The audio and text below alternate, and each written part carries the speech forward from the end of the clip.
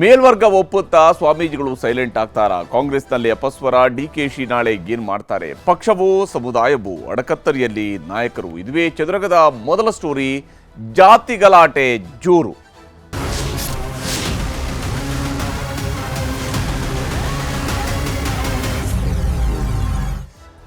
ಒಂದು ಕಡೆಯಲ್ಲಿ ಜಾತಿ ಗಣತಿಯನ್ನ ಮಾಡಿರುವಂತಹ ವರದಿ ಸರ್ಕಾರದ ಕೈ ಸೇರಿತ್ತು. ಅದು ಈಗಾಗಲೇ ಸಂಪುಟ ಸಭೆಯಲ್ಲಿ ಮಂಡನೆ ಆಗಿದೆ.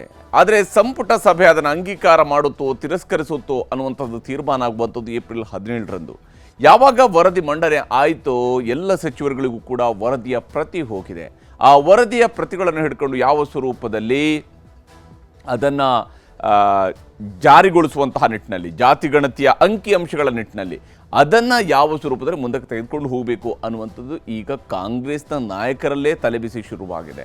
ಯಾಕಂದರೆ ಒಂದು ಕಡೆಯಲ್ಲಿ ಮುಖ್ಯಮಂತ್ರಿ ಸಿದ್ದರಾಮಯ್ಯನವರು ಬಹಳ ವ್ಯವಸ್ಥಿತವಾಗಿ ಮತ್ತು ಬಹಳ ಅಧಿಕಾರಯುತವಾಗಿ ಜಾತಿ ಗಣತಿಯನ್ನು ಸಮರ್ಥಿಸ್ಕೊಳ್ತಾ ಇದ್ರು. ಕಾಂಗ್ರೆಸ್ನ ಹೈಕಮಾಂಡ್ ಜಾತಿ ಗಣತಿಯನ್ನು ಇಡೀ ದೇಶದಲ್ಲಿ ಮಾಡಬೇಕು ಅನ್ನುವಂಥ ಒತ್ತಾಯವನ್ನು ಮಾಡ್ತಾ ಇದೆ. ಕಳೆದ ಚುನಾವಣೆಯಲ್ಲಿ, ಲೋಕಸಭಾ ಚುನಾವಣೆಯಲ್ಲಿ ಅದನ್ನೇ ಚುನಾವಣಾ ಅಜೆಂಡಾವಾಗಿ ಪ್ರಚಾರ ಮಾಡಿದೆ. ತೆಲಂಗಾಣದಲ್ಲಿ ಇದೇ ರೀತಿಯಾಗಿ ಜಾತಿ ಗಣತಿಯನ್ನು ಮಾಡಿಸ್ತೀವಿ ಅಂತ ಮಾಡಿ ತೋರಿಸಿದಂತಹ ವರದಿಯನ್ನು ಕೂಡ ಅಂಗೀಕಾರವೂ ಕೂಡ ಆಯಿತು. ಆದರೆ ಕರ್ನಾಟಕದ ಕತೆ ಏನು? ಈ ಪ್ರಶ್ನೆ ಇದ್ದೇ ಇದೆ. ಜಾತಿ ಗಣತಿ ಬಗ್ಗೆ ಕಾಂಗ್ರೆಸ್ನಲ್ಲೇ ಅಪಸ್ವರ ಶುರುವಾಗಿದೆ. ಯಾಕಂದರೆ ಜಾತಿ ಗಣತಿ ವರದಿ ಜಾರಿ ಬಗ್ಗೆಯೇ ಇದೀಗ ಗೊಂದಲ ಶುರುವಾಗಿದೆ. ಹೇಗೆ ಜಾರಿಗೊಳಿಸಬೇಕು, ಯಾರು ಜಾರಿಗೊಳಿಸಬೇಕು, ಯಾವ ಸ್ವರೂಪದಲ್ಲಿ ಜಾರಿಗೊಳಿಸಬೇಕು, ಇದರ ಬಗ್ಗೆ ಗೊಂದಲಗಳಿದ್ದಾವೆ. ಯಾಕಂದರೆ ಜಾತಿ ಜಟಾಪಟಿ ಬಹಳ ಜೋರಾಗ್ತಾ ಇದೆ.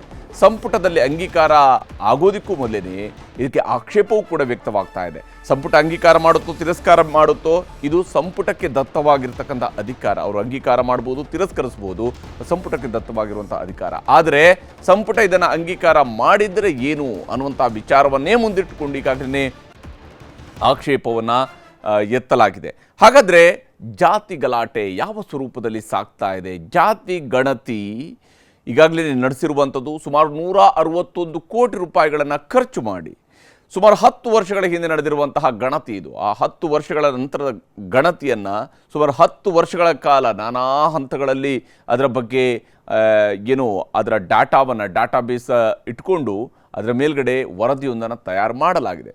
ಆ ವರದಿ ತಯಾರಾಗೋದಕ್ಕೆ ಸರಿಸುಮಾರು 9 ವರ್ಷಗಳು ತೆಗೆದುಕೊಂಡಿದ್ದಾವೆ. ಈಗ ಆ ಮಂಡನೆಯಾಗಿರುವಂಥ ವರದಿಯ ಸುತ್ತಲೂ ಕೂಡ ಗಲಾಟೆಯೂ ಕೂಡ ನಡೀತಾ ಇದೆ. ಹಾಗಾದರೆ ಏನೇನು ನಡೀತಾ ಇದೆ, ಯಾವ ಕಾರಣಕ್ಕಾಗಿ ಕಾಂಗ್ರೆಸ್ಸಿಗರಲ್ಲೇ ಇದರ ಬಗ್ಗೆ ಪರ ವಿರುದ್ಧವೂ ಕೂಡ ಇದೆ ಅನ್ನೋದನ್ನು ನಾವು ಗಮನಿಸಬೇಕು. ಜಾತಿ ಗಣತಿ ವರದಿಯನ್ನು ಓದ್ತಾ ಇರುವಂತಹ ಸಚಿವರು ಇದಕ್ಕೆ ಗುರುವಾರ ಫಲಿತಾಂಶ ಗೊತ್ತಾಗಲಿದೆ. ಜಾತಿ ಗಣತಿ ಏನಾಗುತ್ತೆ ಇದು ಗೊತ್ತಾಗುವಂಥದ್ದು ಗುರುವಾರದಂದು. ಅವತ್ತೇ ಇದರ ರಿಸಲ್ಟ್ ಇದೆ. ಯಾಕಂದರೆ ಪಕ್ಷದ ಪರ ನಿಲ್ಲಬೇಕಾ ಅಥವಾ ಸಮುದಾಯದ ಪರವಾಗಿ ನಿಲ್ಲಬೇಕಾ ಅನ್ನುವಂತಹ ಗೊಂದಲ ಕೈ ನಾಯಕರಲ್ಲೂ ಕೂಡ ಮನೆ ಮಾಡಿದೆ. ಯಾಕಂದರೆ ಒಂದು ಕಡೆಯಲ್ಲಿ ಪಕ್ಷಕ್ಕೆ ಅಧಿಕಾರ ಇದೆ, ಪಕ್ಷ ಸರ್ಕಾರವನ್ನು ನಡೆಸುತ್ತೆ, ಪಕ್ಷ ತಮಗೆ ಅಧಿಕಾರವನ್ನು ಕೊಡುತ್ತೆ. ಇನ್ನೊಂದು ಕಡೆಯಲ್ಲಿ ಆ ಸಮುದಾಯದ ಹೆಸರಿನಲ್ಲೇ ಪಕ್ಷದಲ್ಲಿ ಅಧಿಕಾರವನ್ನು ಪಡ್ಕೊಳ್ತಾರೆ. ಆ ಸಮುದಾಯದ ಹೆಸರಿನಲ್ಲೇ ಪಕ್ಷದಲ್ಲಿ ಉನ್ನತ ಹುದ್ದೆಗಳನ್ನು ಪಡ್ಕೊಳ್ತಾರೆ. ಆ ಸಮುದಾಯದ ಪ್ರಾತಿನಿಧ್ಯದ ಹೆಸರಿನಲ್ಲೇ ಇವರುಗಳಿಗೆ ರಾಜಕೀಯದ ಲಾಭಗಳಿರುವಂಥದ್ದು ಅನ್ನುವಂಥದ್ದು ಇಲ್ಲಿ ಬಹಳ ಗಮನಾರ್ಹವಾಗಿರ್ತಕ್ಕಂಥ ವಿಚಾರ. ಹೈಕಮಾಂಡ್ ಆದೇಶ ಮತ್ತು ಕಟ್ಟಪ್ಪಣೆಯಿಂದಾಗಿ ಹಲವರು ಸೈಲೆಂಟ್ ಆಗಿದ್ದಾರೆ. ಏನು ಮಾಡಬೇಕು ಗೊತ್ತಾಗ್ತಾ ಇಲ್ಲ. ಇದನ್ನು ವಿರೋಧಿಸುವಂಥವ್ರು, ಆಂತರಿಕವಾಗಿ ವಿರೋಧಿಸುವಂಥವ್ರು, ಅವರು ಕೂಡ ಈಗ ಸೈಲೆಂಟ್ ಆಗಿದ್ದಾರೆ. ಯಾಕಂದರೆ ಸಮುದಾಯದ ಒತ್ತಡ ಇದ್ರೂ ಕೂಡ ಏನೂ ಮಾಡಲಾಗದ ಪರಿಸ್ಥಿತಿಯಲ್ಲಿ ಕಾಂಗ್ರೆಸ್ನ ನಾಯಕರೇ ಇದ್ದಾರೆ. ಬಹಳ ಮುಖ್ಯವಾಗಿ ಪ್ರಬಲ ಸಮುದಾಯಗಳ ನಾಯಕರುಗಳಿಗೆ ಈ ರೀತಿಯಾದಂತಹ ಒಂದು ಗೊಂದಲ ಇದೆ. ಸಮುದಾಯದ ವಿರೋಧವನ್ನು ಎದುರಿಸಬೇಕಾದಂಥ ಅನಿವಾರ್ಯತೆ ಇವತ್ತು ಸೃಷ್ಟಿಯಾಗಿದೆ. ನೀವು ಪಕ್ಷದ ಪರವಾಗಿ ನಿಲ್ತೀರಾ, ಸಮುದಾಯದ ಪರವಾಗಿ ನಿಲ್ತೀರಾ, ಸಮುದಾಯದ ನಾಯಕ ಅನ್ನುವ ಕಾರಣಕ್ಕೆ ನಿಮ್ಮನ್ನು ಪಕ್ಷ ಗುರುತಿಸಿದೆ ಅನ್ನೋಂಥ ಒಂದು ಭಾಗ. ಆದರೆ ಪಕ್ಷ ಗುರುತಿಸಿದ ಕಾರಣದಿಂದಾಗಿ ಸಮುದಾಯದಲ್ಲಿ ನಾಯಕತ್ವ ಸಿಕ್ಕಿದೆ ಅನ್ನುವಂಥದ್ದು ಕೂಡ ಅಷ್ಟೇ ಮುಖ್ಯವಾಗಿರುವಂಥ ಇನ್ನೊಂದು ಅಂಶವನ್ನು ನಾವಿಲ್ಲಿ ಗಮನಿಸಬೇಕು. ಸಮುದಾಯದ ಸ್ವಾಮೀಜಿಗಳ ನಡೆಯ ಮೇಲೆ ಮುಂದಿನ ತೀರ್ಮಾನವನ್ನು ಕೈಗೊಳ್ಳುವಂಥದ್ರ ಕಡೆಗೆ ಹಲವು ನಾಯಕರು ನಿರ್ಧಾರಗಳನ್ನು ಕೈಗೊಳ್ತಿದ್ದಾರೆ. ಸ್ವಾಮೀಜಿಗಳು ಸಲಹೆಗಳನ್ನು ಕೊಡಿ, ಆದರೆ ನಿರ್ಧಾರ ಸರ್ಕಾರ ಮಾಡುತ್ತೆ ಅನ್ನುವಂತಹ ಮಾತುಗಳನ್ನು ಕೂಡ ಕೆಲ ನಾಯಕರು ಹೇಳ್ತಾ ಇದ್ದಾರೆ. ಏಪ್ರಿಲ್ 17ರ ಸಂಪುಟ ಸಭೆಯ ನಂತರ ಪ್ರಬಲ ನಾಯಕರ ನಿಲುವುಗಳು ಕೂಡ ಬಹಿರಂಗ ಆಗುವಂತಹ ಸಾಧ್ಯತೆ ಇದ್ದೇ ಇದೆ. ಯಾಕಂದರೆ ಇವರು ಎಷ್ಟರ ಮಟ್ಟಿಗೆ ಸಂಪುಟ ಸಭೆಯಲ್ಲಿ ಇದನ್ನು ವಿರೋಧಿಸಿದ್ದಾರೆ, ಅಥವಾ ಸಂಪುಟ ಸಭೆಯಲ್ಲಿ ಇದನ್ನು ಸಮರ್ಥಿಸಿಕೊಂಡಿದ್ದಾರೆ, ಅಥವಾ ಸಂಪುಟ ಸಭೆಯಲ್ಲಿ ಮುಕ್ತವಾಗಿ ತಮ್ಮ ಅಭಿಪ್ರಾಯಗಳನ್ನು ಹೇಳಿದ್ದಾರೆ, ತಮ್ಮ ಆತಂಕವನ್ನು ಹೇಳಿದ್ದಾರೆ, ಸಮುದಾಯಗಳ ನಡುವಿರುವಂತಹ ಅಪನಂಬಿಕೆಗಳನ್ನು ಹೋಗಲಾಡಿಸುವಂತಹ ನಿಟ್ಟಿನಲ್ಲಿ ಏನು ಮಾಡೋರಿದ್ದಾರೆ, ಇವೆಲ್ಲವೂ ಕೂಡ ಗೊತ್ತಾಗಬೇಕಿದೆ. ನಾಳೆ ಒಕ್ಕಲಿಗ ನಾಯಕರುಗಳ ಸಭೆಯನ್ನ ಶಿವಕುಮಾರ್ ಅವರು ಕರೆದಿದ್ದಾರೆ.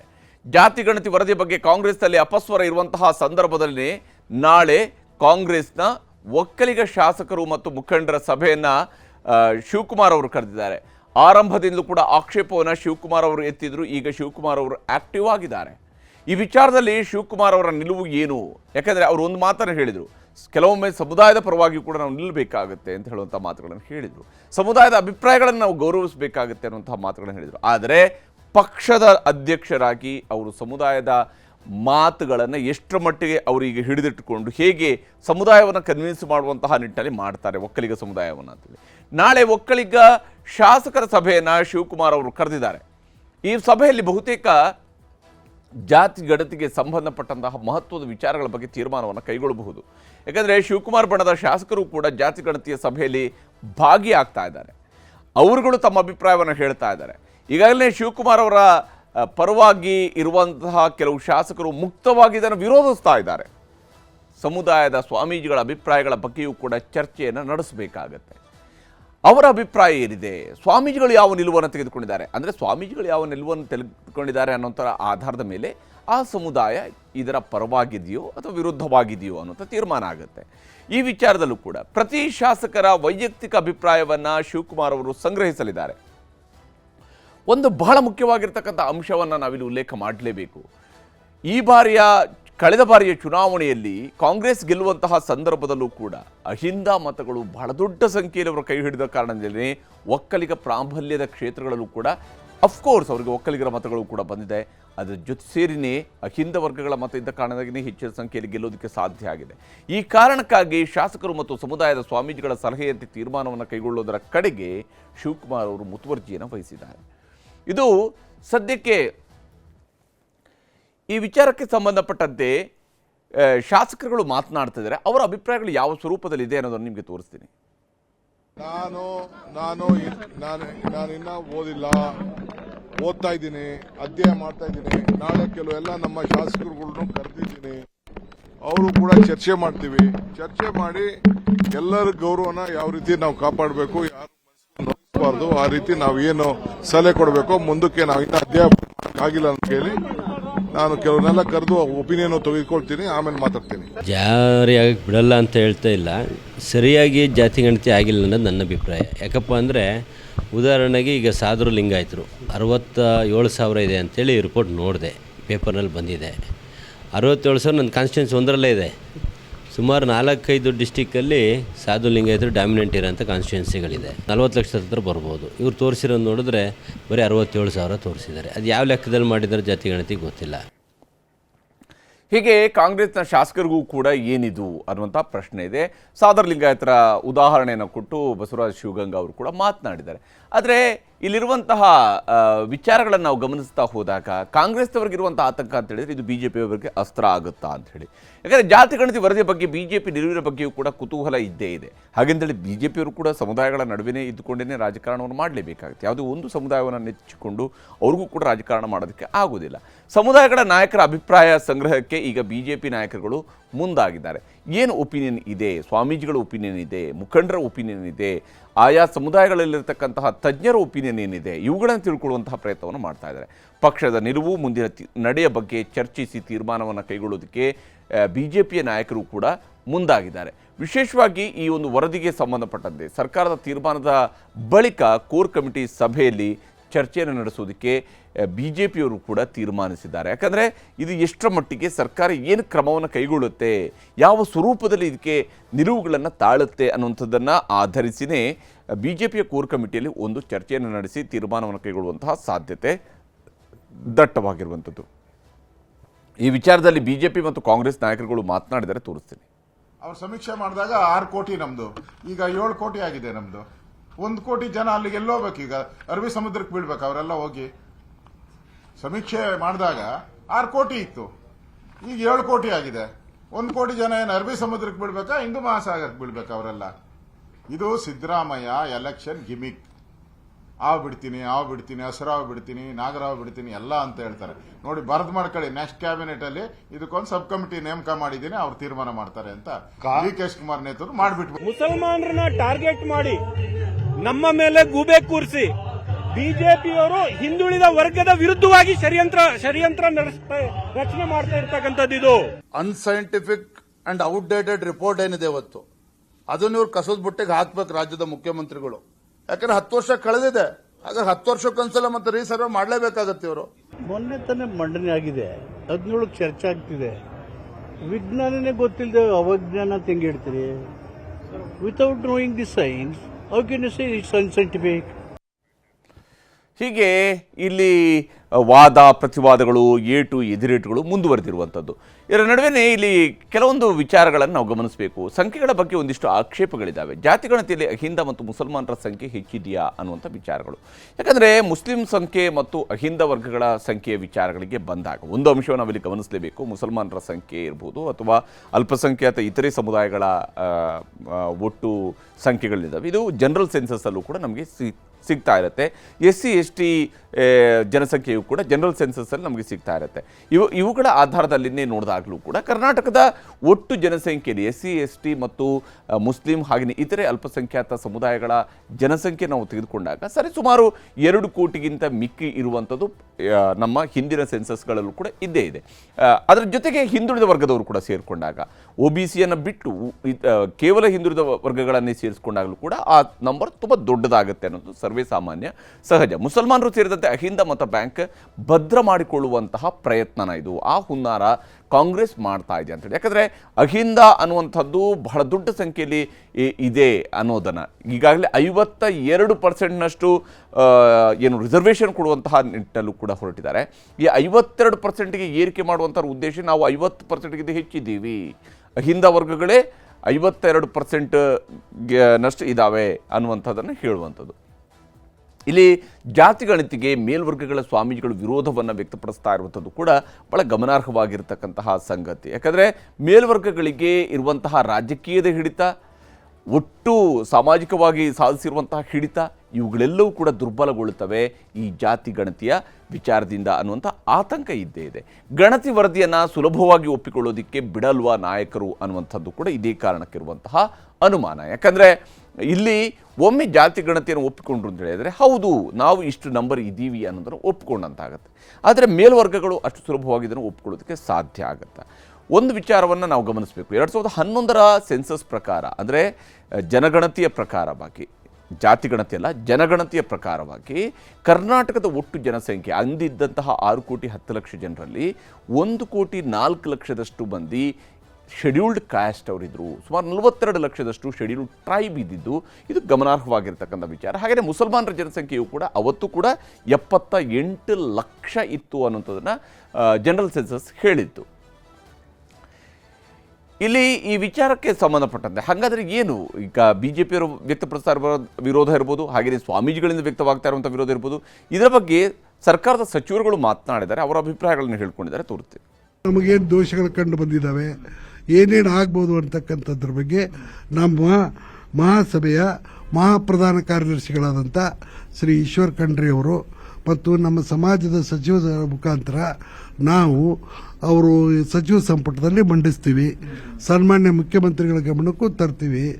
ಆಮೇಲೆ ಅವರು ಒಂದು ಸರಿಯಾದ ನಿರ್ಧಾರವನ್ನು, ನ್ಯಾಯಯುತವಾದಂಥ ನಿರ್ಧಾರವನ್ನು ತೆಗೆದುಕೊಳ್ತಾರೆ ಅಂತಕ್ಕಂಥ ವಿಶ್ವಾಸವನ್ನು ನಾವು ವ್ಯಕ್ತಪಡಿಸ್ತೀವಿ. ಯಾರು ವಿರೋಧ ಮಾಡಿ ಸ್ವಾಮೀಜಿಗಳಾದ್ರೆ ಅಂಕಿ ಸಂಖ್ಯೆ ಇತ್ತ ಇಲ್ಲಿವರೆಗೆ, ಈಗ ಕೊಟ್ಟಿದ್ದಾರೆ.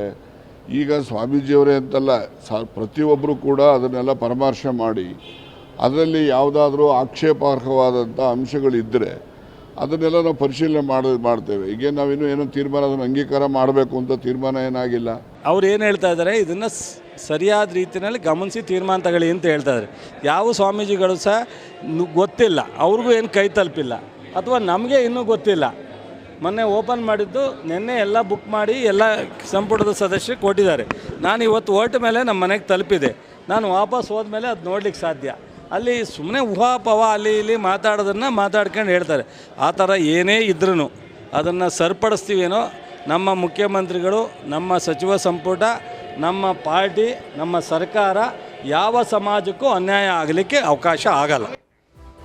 ಇನ್ನು ಈ ವರದಿಯನ್ನು ಶಾಶ್ವತ ಹಿಂದುಳಿದ ವರ್ಗಗಳ ಆಯೋಗದ ಅಧ್ಯಕ್ಷರಾಗಿದ್ದಂತಹ ಅವಧಿಯಲ್ಲಿ ಸರ್ಕಾರಕ್ಕೆ ಸಲ್ಲಿಕೆ ಮಾಡಿರುವಂಥದ್ದು ಜಯಪ್ರಕಾಶ್ ಹೆಗಡೆಯವರು. ಜಯಪ್ರಕಾಶ್ ಹೆಗಡೆಯವರು ಈ ವರದಿಯ ಬಗ್ಗೆ ಮಾತನಾಡಿದರೆ ಅವರ ಅಭಿಪ್ರಾಯ ಏನಿದೆ ಅನ್ನೋದು ನಿಮಗೆ ತೋರಿಸ್ತೀನಿ. ಕೆಲವು ಜಾತಿಯವರಿಗೆ ಪತ್ರಿಕೆಗಳಲ್ಲಿ ಬಂದದ್ದ ಜಾತಿಗಳನ್ನು ನೋಡಿ ನಮ್ಮದು ಜಾತಿ ಇಲ್ಲ ಅನ್ನುವಂಥದ್ದು ಕೆಲವು ಹೇಳಿಕೆಗಳನ್ನು ಇಲ್ಲ. ರಾಜ್ಯದಲ್ಲಿ ಎಷ್ಟು ಜಾತಿ ಇದೆ ಅಷ್ಟು ಜಾತಿಯ ಒಂದು ಸಮೀಕ್ಷೆ ಆಗಿದೆ. ಅವರ ಸಂಖ್ಯೆ ಎಷ್ಟಂತ ನನಗೆ ಹೇಳಲಿಕ್ಕಾಗೋದಿಲ್ಲ ಈಗ. ಆದರೆ ಅದಲ್ಲದೆ ಕೆಲವರು ನಾವು ಜಾತಿ ಹೇಳುವುದಿಲ್ಲ ಅಂತ ಹೇಳಿದವರು ಇದ್ದಾರೆ. ಮತ್ತು ಕೆಲವರು ಜಾತಿಯ ಬಗ್ಗೆ ಅವ್ರಿಗೆ ಗೊತ್ತೇ ಇಲ್ಲದಿದ್ದವರು ಇದ್ದಾರೆ. ಒಂದು 500 ಜಾತಿ ಅಂಥದ್ದು ಸಿಕ್ಕಿದೆ ನಮಗೆ ಹಿಂದೆ ಸರ್ವೆ ಮಾಡುವಾಗ. ಅದರಿಂದ ಈ ಯಾರು ಜಾತಿ ನಮ್ಮ ಜಾತಿದು ಸಮೀಕ್ಷೆ ಆಗಿಲ್ಲ ಅನ್ನುವಂತ ಹೇಳುವಂಥದ್ದು ಸರಿಯಲ್ಲ. ಅದಕ್ಕೆ ಹೇಳುವಂಥದ್ದು ಸಾಮಾಜಿಕ ಮತ್ತು ಶೈಕ್ಷಣಿಕ ಸಮೀಕ್ಷೆ, ಜಾತಿ ಗಣತಿ ಅಲ್ವೇ ಅಲ್ಲ. ಸಾಮಾಜಿಕ ಮತ್ತು ಶೈಕ್ಷಣಿಕ ಸಮೀಕ್ಷೆ, ಅದರಲ್ಲಿ ಒಂದು ಅಂಶ ಜಾತಿದು ಕೇಳಿದರೆ ನಿಮ್ಮ ಜಾತಿ ಯಾವುದು ಅಂತ ಕಾಂತರಾಜ್ ಅವರಿದ್ದಾಗ ಒಂದು ಫಾರ್ಮೆಟನ್ನು ಮಾಡಿ ಕಳಿಸಿದ್ದಾರೆ. ಅದನ್ನು ಸರ್ವೆ ಮಾಡಿದಂಥದ್ದು ವೈಜ್ಞಾನಿಕ ಆಗಿಲ್ಲ ಅಂತ ಹೇಳ್ತಾರಲ್ಲ, ಅವರಿಗೆ ಇದನ್ನು ತೋರಿಸ್ಲಿಕ್ಕೆ ಅದನ್ನು ನೋಡಬೇಕು ಅವರು. ಈಗಲೂ ಬೇಕು. ಹೀಗೆ ಇಲ್ಲಿ ಜಾತಿ ಗಣತಿ ಅಂತ ಅದ್ರ ಕರೀರಿ ಅಥವಾ ಇದನ್ನು ಸಾಮಾಜಿಕ ಮತ್ತು ಶೈಕ್ಷಣಿಕ ಸಮೀಕ್ಷೆ ಅಂತೇಳಿ ಅದ್ರ ಕರೀರಿ. ಒಟ್ಟಲ್ಲಿ ಸಮೀಕ್ಷೆಯ ವರದಿಯಲ್ಲಿ ಇರುವಂತಹ ಒಂದು ಅಂಶದಲ್ಲಿ ಜಾತಿಯು ಕೂಡ ಬಹಳ ಮುಖ್ಯವಾಗಿ ಇದ್ದೇ ಇದೆ. ಸಾಮಾಜಿಕ ಮತ್ತು ಶೈಕ್ಷಣಿಕವಾಗಿ ನ್ಯಾಯವನ್ನು ಕೊಡಿಸಬೇಕಾಗಿರುವಂಥದ್ದು ಎಲ್ಲ ಸಮುದಾಯಗಳಿಗೆ ಕೊಡಿಸಬೇಕಾಗಿತ್ತು ಸರ್ಕಾರದ ಜವಾಬ್ದಾರಿ ಅನ್ನೋಂಥ ಕಾರಣಕ್ಕೆ ಜಾತಿಯನ್ನು ಕೂಡ ತಿಳ್ಕೊಂಡಿದ್ದೀವಿ ಅನ್ನುವಂಥ ಸಮರ್ಥನೆಯನ್ನು ಕೂಡ ಸರ್ಕಾರ ಹೇಳ್ತಾ ಇದೆ. ಆದರೆ ಈ ಜಾತಿ ಗಣತಿಯ ವರದಿಯನ್ನು ಎಷ್ಟರ ಮಟ್ಟಿಗೆ ಸರ್ಕಾರ ಅಂಗೀಕಾರ ಮಾಡುತ್ತೆ ಅಂತೇಳಿ, ಯಾಕಂದರೆ ಅಂಗೀಕಾರ ಅಥವಾ ತಿರಸ್ಕಾರ ಎರಡೂ ಅಧಿಕಾರ ಸಂಪುಟಕ್ಕೆ ಇದ್ದೇ ಇರುತ್ತೆ. ಈಗಿನ ಹಂತದಲ್ಲಿ ಇದನ್ನು ತಿರಸ್ಕಾರ ಮಾಡುವಂಥ ಸಾಧ್ಯತೆ ತೀರಾ ಕಡಿಮೆ. ಅಂಗೀಕಾರ ಮಾಡೇ ಮಾಡ್ತಾರೆ. ಅಂಗೀಕಾರ ಮಾಡಿದ ನಂತರ ಏನು ಅನ್ನೋಂಥ ವಿಚಾರಕ್ಕೆ ಬಂದಾಗ ಆಲ್ರೆಡಿ ಪ್ರತಿಪಕ್ಷ ನಾಯಕರು ಒಂದು ಪ್ರೆಡಿಕ್ಟ್ ಮಾಡಿದ್ದಾರೆ. ಉಪಮುಖ್ಯಮಂತ್ರಿಯವರ ನೇತೃತ್ವದಲ್ಲಿ ಸಂಪುಟ ಉಪಸಮಿತಿಯನ್ನು ಮಾಡ್ಬೋದು ಅಂತೇಳಿ. ಅಫ್ಕೋರ್ಸ್ ಅದು ಸರ್ಕಾರಕ್ಕೆ ದತ್ತವಾಗಿರುವಂಥ ಅಧಿಕಾರ, ಅದನ್ನು ಸರ್ಕಾರ ಮಾಡ್ಬೋದು. ಆದರೆ ಅಲ್ಲಿಗೆ ಅದು ನಿಲ್ಲೋದಿಲ್ಲ. ಅದಾದ ನಂತರ ಅದನ್ನು ಸದನಕ್ಕೆ ತರಲೇಬೇಕಾಗುತ್ತೆ.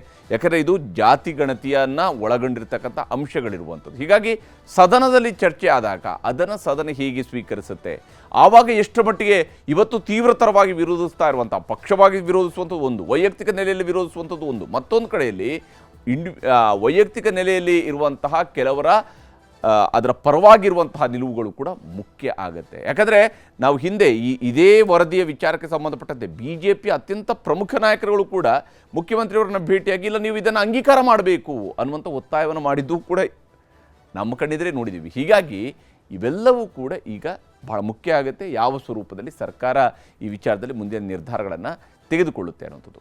ಈಗ ಎರಡನೇ ಸುದ್ದಿ ಕಡೆಗೆ ಹೋಗೋಣ.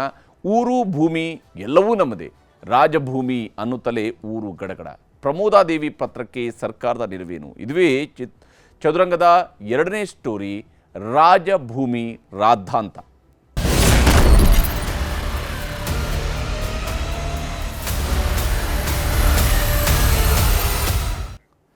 ಚಾಮರಾಜನಗರದಲ್ಲಿ ಪ್ರಮೋದಾದೇವಿಯವರು, ರಾಜವಂಶಸ್ಥರಾಗಿರುವಂಥ ಪ್ರಮೋದಾದೇವಿಯವರು ನಮಗೆ 4,500 ಎಕರೆಯಷ್ಟು ಜಮೀನು ನಮಗೆ ಸೇರಿದ್ದು ಅಂತ ಹೇಳ್ತಾ ಇದ್ದಾರೆ. ಅಂದರೆ ನಮ್ಮ ಕುಟುಂಬಕ್ಕೆ ಸೇರಿದ್ದು, ರಾಜವಂಶಕ್ಕೆ ಸೇರಿರುವಂಥದ್ದು, ರಾಜವಂಶದವರ ವೈಯಕ್ತಿಕ ಆಸ್ತಿ ಅದು ಅನ್ನುವಂತಹ ನಿಟ್ಟಿನಲ್ಲಿ, ಮತ್ತು ಅದನ್ನು ರಾಜವಂಶಸ್ಥರ ಹೆಸರಿಗೆ ಮಾಡಿಕೊಡಬೇಕು, ಖಾತೆ ನಮ್ಮ ಹೆಸರುಗಳಿಗೆ ಮಾಡಿಕೊಡಬೇಕು ಅನ್ನುವಂತಹ ಮನವಿಯನ್ನು ಚಾಮರಾಜನಗರದ ಜಿಲ್ಲಾಧಿಕಾರಿಯವರಿಗೆ ಕೊಟ್ಟಿದ್ದಾರೆ. ಹೀಗಾಗಿ ಚಾಮರಾಜನಗರದ ಹಳ್ಳಿಗಳ ಮೇಲೆ ಪ್ರಮೋದಾದೇವಿಯವರ ಕಣ್ಣು ಬಿದ್ದಿದೆ ಅನ್ನುವಂಥದ್ದು ಈಗ ಸದ್ಯಕ್ಕೆ ಅಲ್ಲಿ ಆ ಹಳ್ಳಿಯ ಜನರ ಆತಂಕಕ್ಕೂ ಕೂಡ ಕಾರಣ ಆಗಿದೆ. ಮಹಾರಾಜರು ಹಿಂದೆ ದಾನವಾಗಿ ಕೊಟ್ಟಂತಹ ಜಮೀನನ್ನು ವಾಪಸ್ ಪಡ್ಕೊಳ್ಳೋದಕ್ಕೆ ರಾಜವಂಶಸ್ಥರು ಸರ್ಕಸನ್ನು ಶುರು ಮಾಡ್ದಂಗೆ ಗೋಚರಿಸ್ತಾ ಇದೆ. ರಾಜವಂಶಸ್ಥರ ರಾಜಕೀಯಕ್ಕೆ ಹಳ್ಳಿಯ ಬಡ ಜನರು ಬೇಸತ್ತಿದ್ದಾರೆ. ಯಾಕಂದರೆ ಅವರಿಗೆ ಹೌದು ರಾಜರು ಕೊಟ್ಟಿದ್ದು ಆಸ್ತಿ ಅಂತ ಹೇಳಿಕೊಂಡು ಆ ರಾಜರ ಹೆಸರಿನಲ್ಲಿ ಅವರು ಆ ಆಸ್ತಿಯನ್ನು ಉಪಯೋಗಿಸ್ತಾ ಬಂದಿದ್ದಾರೆ, ಅದರಲ್ಲಿ ವ್ಯವಸಾಯ ಮಾಡ್ತಾ ಬಂದಿದ್ದಾರೆ, ಅದರಲ್ಲಿ ತಮ್ಮ ಮನೆಗಳನ್ನು ಕಟ್ಟಿಸ್ಕೊಂಡಿದ್ದಾರೆ, ತಮ್ಮ ಬದುಕನ್ನು ಕಟ್ಕೊಂಡಿದ್ದಾರೆ. ಈಗ ಅವರಿಗೆ ಏಕಾಏಕಿ ನಮ್ಮ ಆಸ್ತಿ ರಾಜವಂಶಸ್ಥರ ಹೆಸರಿಗೆ ಹೋಯಿತು ಅಂತ ಹೇಳಿದರೆ ಆ ಆಸ್ತಿಯಲ್ಲಿ ತಾವು ಇರೋದಕ್ಕೆ ಸಾಧ್ಯ ಆಗುತ್ತೆ. ನಾಳೆ ದಿವಸ ಅವರು ಇನ್ಯಾರಿಗೋ ಮಾರಾಟ ಮಾಡ್ತಾರಪ್ಪ ಅಥವಾ ಬೇರೆ ಯಾವುದೋ ರೀತಿಯಲ್ಲಿ ಬಳಕೆ ಮಾಡೋದಕ್ಕೆ ಹೋದ್ರಪ್ಪ, ಆವಾಗ ನಮ್ಮ ಕತೆ ಏನು ಅನ್ನುವಂತಹ ಪ್ರಶ್ನೆ ಸಹಜವಾಗಿಯೇ ಹಳ್ಳಿಯ ಜನರನ್ನು ಕಾಡ್ತಾ ಇದೆ. ಹಾಗಾದರೆ ಇಲ್ಲಿ ಪ್ರಮೋದಾದೇವಿಯವರ ವಾದ ಏನು? ರಾಜವಂಶಸ್ಥರು ಹೇಳ್ತಾ ಇರುವಂಥದ್ದು ಏನು? ಪ್ರಮೋದಾದೇವಿಯವರು ಮುನ್ನೆಲೆಯಲ್ಲಿ ನಿಂತುಕೊಂಡೇ ಜಿಲ್ಲಾಧಿಕಾರಿಯವರಿಗೆ ಒಂದು ಪತ್ರವನ್ನು ಕಳಿಸಿದ್ದಾರೆ. ಚಾಮರಾಜನಗರ ಜಿಲ್ಲೆಯ ಹಳ್ಳಿಗಳು ಸೇರಿದಂತೆ ಸುಮಾರು 4,500 ಎಕರೆ ಭೂಮಿ ನಮ್ಮ ಸ್ವತ್ತು ಅಂತ ಹೇಳಿದ್ದಾರೆ. 1-2 ಎಕರೆ ಅಲ್ಲ, 4,500 ಎಕರೆಯಷ್ಟು ಜಮೀನು ಇದು ನಮ್ಮ ಸ್ವತ್ತು ಅಂತ ಹೇಳ್ಕೊಂಡು ರಾಜವಂಶಸ್ಥರು ಕೇಳ್ತಾ ಇದ್ದಾರೆ. ಪ್ರಮೋದಾದೇವಿಯವರು ಕೇಳ್ತಾ ಇದ್ದಾರೆ. ಇಲ್ಲಿ ಭಾರತ ಸರ್ಕಾರ ಹಾಗೂ ಮಹಾರಾಜರ ನಡುವಿನ ಅಂದಿನ ಮೈಸೂರು ಮಹಾರಾಜರಾಗಿದ್ದಂತಹ ಜಯಚಾಮರಾಜೇಂದ್ರ ಒಡೆಯರ್ ಮತ್ತು ಭಾರತ ಸರ್ಕಾರದ ನಡುವೆ 23/1/1950 ನಡೆದಂತಹ ಜನವರಿ 23, 1950 ನಡೆದಂತಹ ಒಪ್ಪಂದದ ಪ್ರಕಾರ ಆ ಸ್ವತ್ತು ನಮ್ಮದು ಅಂತ ಹೇಳ್ಕೊಳ್ತಾ ಇದ್ದಾರೆ. ಅದರ ಪ್ರಕಾರವಾಗಿ ಆ ಸ್ವತ್ತು ನಮ್ಮದು ಅಂತೇಳಿ 6/2/1951 ಭಾರತ ಸರ್ಕಾರ ಘೋಷಿಸಿದ ಖಾಸಗಿ ಆಸ್ತಿಯಲ್ಲಿ ನಮ್ಮದು ಇದೆ ಅಂತ ಹೇಳಿ, ಅಂದರೆ ಭಾರತವನ್ನು ಒಗ್ಗೂಡಿಸುವಂತಹ ಸಂದರ್ಭದಲ್ಲಿ ಬೇರೆ ಬೇರೆ ಸಂಸ್ಥಾನಗಳಿಂದ ಭಾರತವನ್ನು ಒಗ್ಗೂಡಿಸುವಂತಹ ಸಂದರ್ಭದಲ್ಲಿ ಆಯಾ ಸಂಸ್ಥಾನಗಳಿಗೆ ಅವರ ವೈಯಕ್ತಿಕ ಆಸ್ತಿಗಳನ್ನು ಬಿಟ್ಟುಕೊಡುವಂತಹ ತೀರ್ಮಾನವನ್ನು 1950 ಭಾರತ ಸರ್ಕಾರ ಕೈಗೊಂಡಿತ್ತು ಅನ್ನುವಂಥದ್ದು ಇದರ ಭಾಳ ಮುಖ್ಯವಾಗಿರ್ತಕ್ಕಂಥ ಅಂಶ. ಸಿದ್ದಯ್ಯನಪುರದ 1035 ಎಕರೆ ಭೂಮಿಯೂ ಸೇರಿದಂತೆ ಒಟ್ಟು 4,500 ಎಕರೆ ನಮ್ಮದು ಅಂತ ಹೇಳ್ತಿದ್ದಾರೆ. ಆದರೆ ಸಿದ್ದಯ್ಯನಪುರದ ಗ್ರಾಮಸ್ಥರು ಅಲ್ಲಿ ಆ ಊರಿನ ಜನ ಅವರು ಪಾಪ ಈಗಾಗಲೇ 2-3 ತಲೆಮಾರಿನಿಂದ ಅದರಲ್ಲಿ ಕೆಲಸ ಮಾಡ್ತಾ ಇದ್ದಾರೆ, ಆ ಭೂಮಿಯನ್ನು ಅನುಭವಿಸ್ತಾ ಇದ್ದಾರೆ. ಒಟ್ಟು 4,500 ಎಕರೆ ಪ್ರದೇಶವನ್ನು ತಮ್ಮ ಹೆಸರಿಗೆ ಖಾತೆ ಮಾಡಿಕೊಡಬೇಕು ಅಂತ ಹೇಳಿ ಪ್ರಮೋದಾದೇವಿಯವರು ಒಂದು ಅರ್ಜಿಯನ್ನು ಚಾಮರಾಜನಗರದ ಜಿಲ್ಲಾಧಿಕಾರಿಯವರಿಗೆ ಕೊಟ್ಟಿದ್ದಾರೆ. ಖಾತೆ ಆಗುವ ತನಕ ಯಾವುದೇ ರೀತಿಯಲ್ಲೂ ಕೂಡ ವಹಿವಾಟು ನಡೆಸಬಾರ್ದು, ಅಂದರೆ ಆ ಭೂಮಿಯಲ್ಲಿರ್ತಕ್ಕಂತಹ ವ್ಯಕ್ತಿಗಳು ಆ ಭೂಮಿಯ ಮಾರಾಟವಾಗಲಿ ಅಥವಾ ಬೇರೆ ಯಾವುದೋ ನಾವು ಮಾಡೋದಾಗಲಿ ಅದ್ಯಾವುದಕ್ಕೂ ಕೂಡ ಆಸ್ಪದ ಕೊಡಬಾರ್ದು, ಅದು ನಮ್ಮ ಸ್ವತ್ತು ಅಂತ ಹೇಳಿ ಚಾಮರಾಜನಗರದ ಜಿಲ್ಲಾಧಿಕಾರಿಗೆ ಪತ್ರ ಬರೆದು ಪ್ರಮೋದಾದೇವಿಯವರು ಮನವಿಯನ್ನು ಮಾಡಿಕೊಂಡಿದ್ದಾರೆ. ರಾಜವಂಶಸ್ಥರಾಗಿರುವಂತಹ ಪ್ರಮೋದಾದೇವಿಯವರು ಇಂಥದ್ದೊಂದು ಮನವಿಯನ್ನು ಚಾಮರಾಜನಗರದ ಜಿಲ್ಲಾಧಿಕಾರಿಯವರಿಗೆ ಮಾಡಿದ್ದಾರೆ. ಆದರೆ ಈ ವಿಚಾರದಲ್ಲಿರುವಂತಹ ಇನ್ನೊಂದು ಬಹಳ ಮುಖ್ಯವಾದಂಥ ಅಂಶವನ್ನು ನಾವು ಗಮನಿಸಬೇಕು. ಯಾವ ಗ್ರಾಮದ ಭೂಮಿ ತಮ್ಮದು ಅಂತ ಹೇಳ್ತಿದ್ದಾರೋ ಆ ಗ್ರಾಮದ ಆ ಊರಿನ ಆ ಹಳ್ಳಿಯ ಜನ ಹೇಳ್ತಾ ಇದ್ದಾರೆ. ಪ್ರಮೋದಾದೇವಿಯವರ ಪತ್ರದ ಬೆನ್ನಲ್ಲೇ ಸಿದ್ದಯ್ಯನಪುರ ಜನರಲ್ಲಿ ಆತಂಕ ಮನೆ ಮಾಡಿದೆ. ಯಾಕಂದರೆ 1,000 ಎಕರೆಗೂ ಹೆಚ್ಚಿನ ಭೂಮಿ ಇರುವಂತಹ ಒಂದು ಊರು, ಆ ಊರಿನ ಜನ ಆ 1000 ಎಕರೆ ಇಲ್ಲದೆ ಹೋದರೆ ಅವರು ಎಲ್ಲಿರ್ತಾರೆ? ಈ ಪ್ರಶ್ನೆ ಸಹಜವಾಗಿಯೇ ಇರುವಂಥದ್ದು. ಜಮೀನು ಕೊಟ್ಟ ಮಹಾರಾಜರ ಫೋಟೋಗೆ ನಿತ್ಯವೂ ಪೂಜೆ ಮಾಡ್ತಾ ಇದ್ದಂಥವರಲ್ಲಿ ಈಗ ಗಾಬರಿ ಶುರುವಾಗಿದೆ. ಯಾಕಂದರೆ ಸಹಜವಾಗಿಯೇ ಹಳೆ ಮೈಸೂರು ಭಾಗದಲ್ಲಿ ಯಾವ ಭೂಮಿಯ ವಿಚಾರಗಳಿಗಿರ್ಬೋದು ಅಥವಾ ನೀರಿನ ವಿಚಾರಗಳಿರ್ಬೋದು ಮೈಸೂರು ಮಹಾರಾಜರನ್ನು ಪ್ರತಿನಿತ್ಯ ನೆನೆಸ್ಕೊಳ್ತಾರೆ. ಯಾಕಂದರೆ ಅವರು ಪ್ರಾತಸ್ಮರಣೀಯರು ಅಂತ ಹೇಳ್ಕೊಂಡು ನಮ್ಮ ಜನ ಪರಿಗಣಿಸಿದ್ದಾರೆ. ಹಾಗೆಯೇ ಜಯಚಾಮರಾಜೇಂದ್ರ ಒಡೆಯರ್ ನಮಗೆ ಭೂಮಿ ಕೊಟ್ಟಿದ್ದಾರೆ, ಜಯಚಾಮರಾಜೇಂದ್ರ ಒಡೆಯರ್ ಅವರು ನಮಗೆ ಭೂಮಿ ಕೊಟ್ಟಿದ್ದಾರೆ.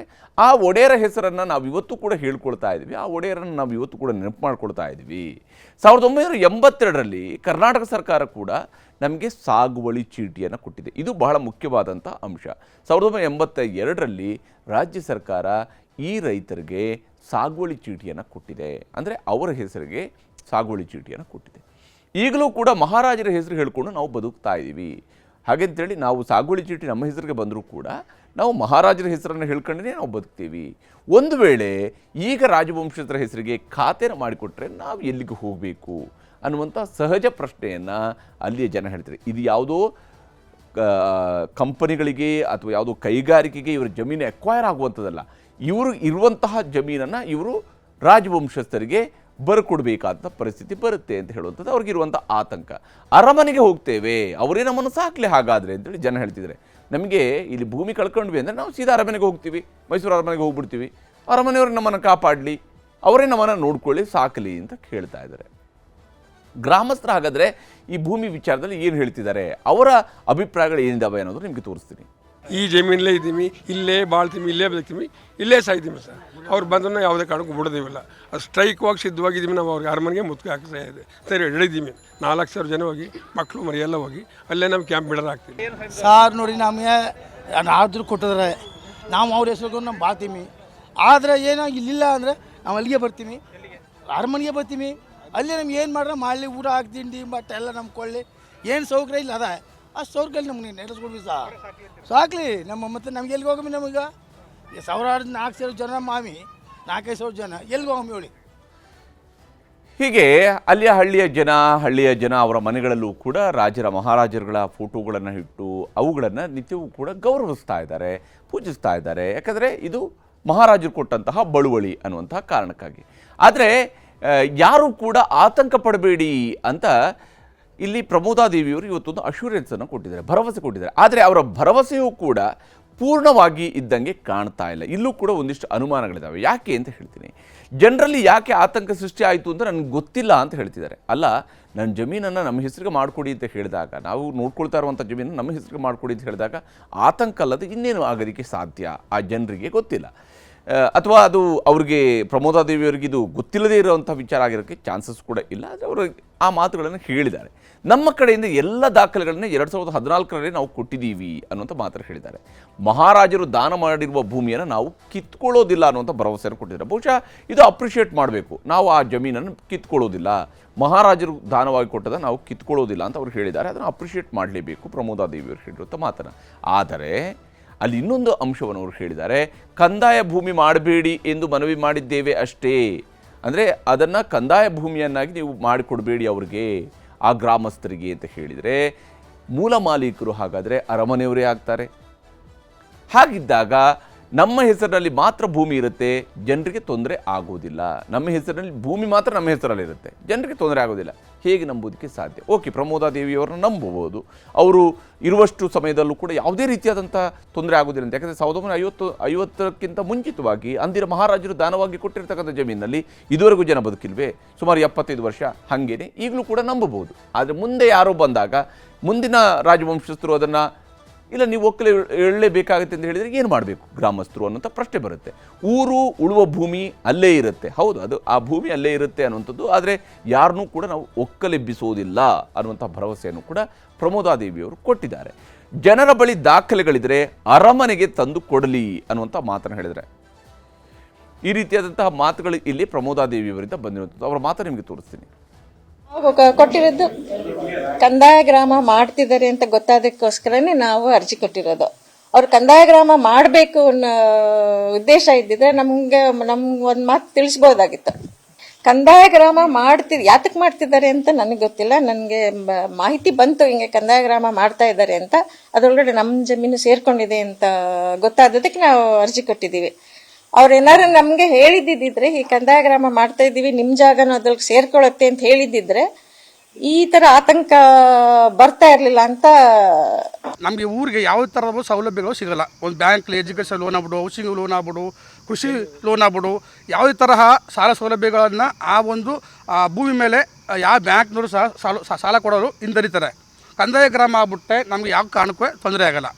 ಇಲ್ಲಿ ನಮ್ಮ ಆಫೀಸಿಗೆ ಬಂದ್ರೆ ಆಯ್ತು, ನಾನು ಅವಶ್ಯಕತೆ ಬಿದ್ದರೆ ಅವ್ರನ್ನ ಮೀಟ್ ಮಾಡಕ್ ನನ್ಗೆ ಯಾವ ಅಭ್ಯಂತರನೂ ಇಲ್ಲ. ಖಂಡಿತ ಅವರು ನಾವು ಚಾಮರಾಜನಗರಕ್ಕೆ ನಾನು ಹೋಗು ತುಂಬಾ ವರ್ಷ ಆಯ್ತು. ಅವರು ಚಾಮರಾಜೇಶ್ವರ ದೇವಸ್ಥಾನದವರು ಹೇಳ್ತಾ ಇದ್ದಾರೆ ಬನ್ನಿ ಅಂತ, ಹೋಗಿಲ್ಲ.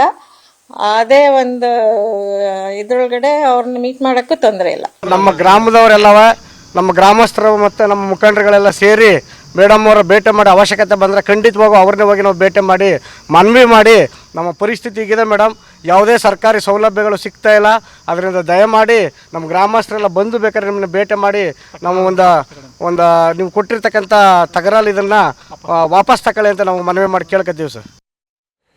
ಹೀಗೆ ಅರಮನೆ ಮತ್ತು ಗ್ರಾಮದ ಜನರ ನಡುವೆ ನಡೀತಾ ಇರುವಂತಹ ಈ ಒಂದು ವಾದ ಪ್ರತಿವಾದಗಳು ಮುಂದುವರಿದಿದ್ದಾವೆ. ಆದರೆ ಹೇಗೆ ಇಷ್ಟೊಂದು ದೊಡ್ಡ ಪ್ರಮಾಣದಲ್ಲಿ ಜಮೀನನ್ನು ಈಗ ಅರಮನೆಗೆ ಹೋಯಿತು ಅಂತೇಳಿ ಆದರೆ ಆವಾಗ ಏನಾಗುತ್ತೆ ಅನ್ನೋಂಥ ಪ್ರಶ್ನೆ. ಆದರೆ ಕಂದಾಯ ಗ್ರಾಮಕ್ಕೆ ನಮ್ಮ ಅಬ್ಜೆಕ್ಷನ್ಸ್ ಇದೆ, ಕಂದಾಯ ಗ್ರಾಮ ಮಾಡಿಕೊಡ್ಬೇಡಿ, ಉಳಿದಂತೆ ಅವರೇ ಅದನ್ನು ನೋಡ್ಕೊಳ್ಳಿ, ನಮ್ಮದೇನು ಅಬ್ಜೆಕ್ಷನ್ ಇಲ್ಲ ಅನ್ನುವಂಥ ಮಾತನ್ನು ಕೂಡ ಅರಮನೆಯವರು ಹೇಳ್ತಾ ಇದ್ದಾರೆ, ರಾಜವಂಶಸ್ಥರು ಹೇಳ್ತಾ ಇದ್ದಾರೆ. ಹೀಗಾಗಿ ಜನ ಮತ್ತು ರಾಜವಂಶಸ್ಥರನ್ನು ಹೇಗೆ ಸರ್ಕಾರ ಮನವೊಲಿಕೆ ಮಾಡುತ್ತೆ, ಇದರಲ್ಲಿ ಮಧ್ಯಸ್ಥಿಕೆಯನ್ನು ವಹಿಸಲೇಬೇಕಾಗಿರೋದು ಸರ್ಕಾರದ ಜವಾಬ್ದಾರಿ ಕೂಡ ಆಗುತ್ತೆ. ಸರ್ಕಾರ ಇದರಲ್ಲಿ ಓಡಿ ಹೋಗೋದಕ್ಕಾಗೋದಿಲ್ಲ. ಸರ್ಕಾರ ತನ್ನ ಜವಾಬ್ದಾರಿಯನ್ನು ಇಲ್ಲಿ ನಿಭಾಯಿಸಲೇಬೇಕಾಗಿದೆ.